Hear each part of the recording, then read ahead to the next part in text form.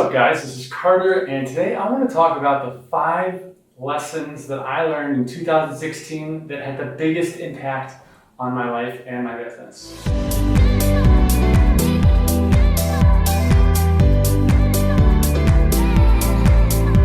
I was actually responding to an email from a good buddy, Austin Church. Some of you guys may know him from the app business. We stay in touch and we talk from time to time, just having a quick catch up. And I said, hey, here are 5 quotes or sayings that have had a huge impact on my year and have really changed my trajectory. And I thought it would actually be really cool to share that with you guys so that hopefully you can get some information out of this that is helpful, some inspiration, motivation, new way of thinking, whatever. Next week, I'm going to do 5 marketing principles that I really adopted this year that have a huge difference, but I figured that's a separate video, and I really wanted to focus in on these 5, okay?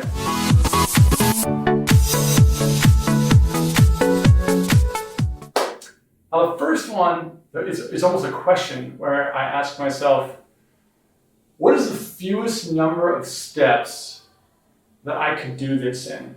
And I'm sure there's a better way to say that, but it's this idea of how do I simplify this down to the most efficient way possible? And this is a really good example of this is through content. Many of you who are in the Bluecloud Select group saw that I did a survey, I don't know, maybe a month now, and I said, hey, if I was going to do 30 videos in 30 days, what would you guys want to hear about? And what this actually was it was more of a test for myself to see if I do more content, how can I learn the system of creating content and then make it more and more and more efficient so that by the end of it, it's so easy to just put content out in the world. Because I know for myself, one of the reasons why I don't do it, 2 or 3 times a day is because it's just a lot of work. There's a lot of things that need to go into it. And I knew that if I just did it more often, I would be able to make that process more efficient. And so by doing it, I think I did 10 videos, and I'll do the other 20 at some point. By doing 10 videos every single time, I got about 10 to 15% more efficient at that process, right? I started to learn that if my camera was connected to the computer, it was only 1 click to get the footage on the computer. And I learned that if I used the same format in Final Cut Pro, which is the editing software, it took 1 step away from the whole process. And the list goes on. I got more and more efficient. And as the process gets more efficient, I'm much more likely to do it. And so for anybody out there, as you're doing anything in your life, whether it be business or outside of business, always ask yourself, is this the fewest number of steps that are required to get the result I want? And if it's not, repeat that process over and over until you get better and better and better. This is what I did really way back in 2012 when I was uploading hundreds of games, is I would upload apps to the App Store and I would reject them before they would go into review so that I could just practice. And I would look at how many steps it took me to get an app in the store, and I would constantly refine. So always ask yourself, what's the fewest number of steps you can do?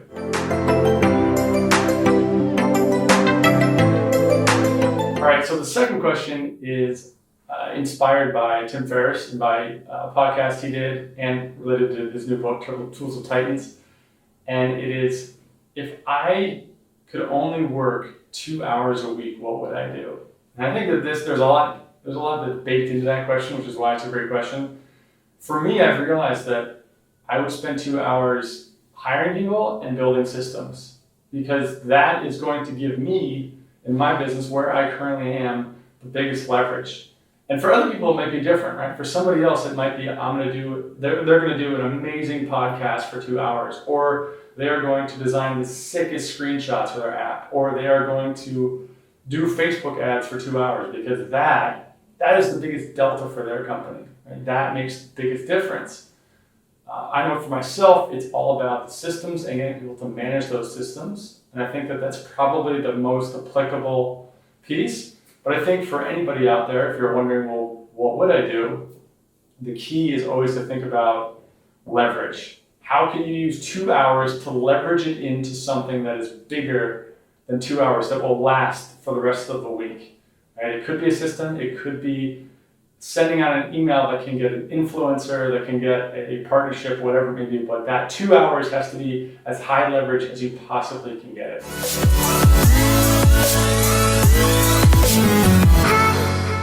Now, the third strategy or saying or whatever you want to call it that I've learned this year that's had a huge impact is an update on the Super Bowl test. If you came to the Hawaii event last year, I talked about the Super Bowl test for any business is if you get a commercial in the Super Bowl, could you handle it? What would break? And I think that that's a really good way to audit your systems and to audit your business. Now, I took that a step further. And I thought about if I got a Super Bowl or I got a commercial on the Super Bowl for my apps or Bluecloud or my other sites, what would make me want to cry the next day because it was such a huge missed opportunity? But I would wake up and I would be like, oh man, that all broke. Like, gosh, I got to fix all this stuff. I got to fix these systems and the IT and the code and the support, whatever, and think about what would really just hurt? What would be like, oh my God, I cannot believe I missed that opportunity, right? The feeling of missing an opportunity, because it's so much more emotionally meaningful when you think about it that way. And that I found gets you way more motivated than, oh, I hope this can handle traffic. It's thinking about how it feels when you miss something. I think a great example is when we talked about this in the Amsterdam event. You look back and what would it feel like if you had bought Apple stock in 2001? And when you think about how you missed that opportunity, what does that feel like? And that's the sort of thing, at least for me, that gets me motivated. I don't want to miss. I hate missing opportunities. So that's that one.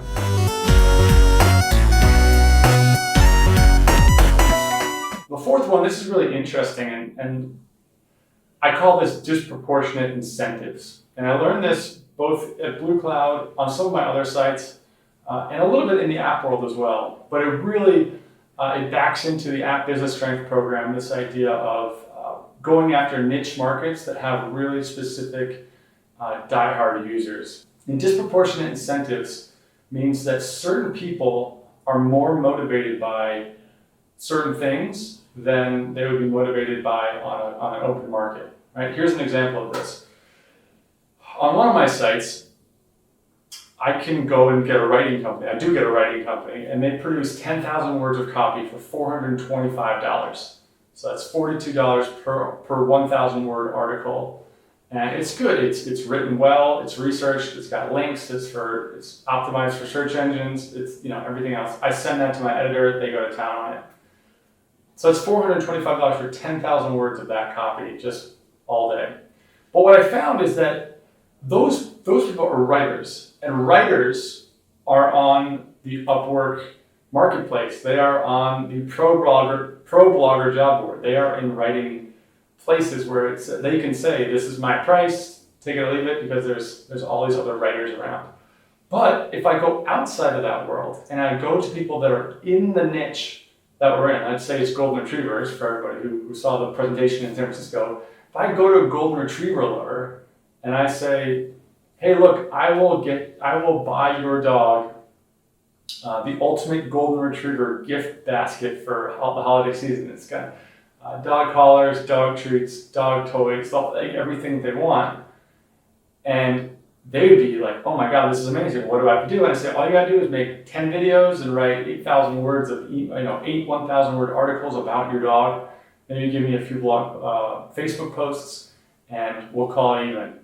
And they're like, this is amazing. I get all this free stuff for my dog and I don't have to pay anything. All I have to do is make this content. Little do they know that those goods only cost me $100. When on the writer marketplace, it would have cost me $425. So I just saved 75% of the cost. And I get the same, if not better quality from somebody who's extremely motivated to make it.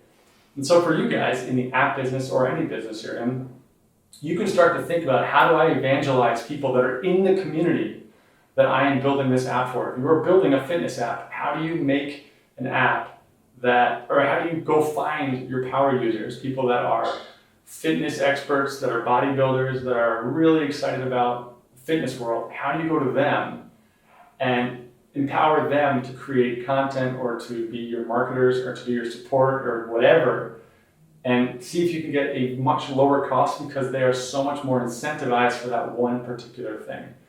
And that's been a really, really important one.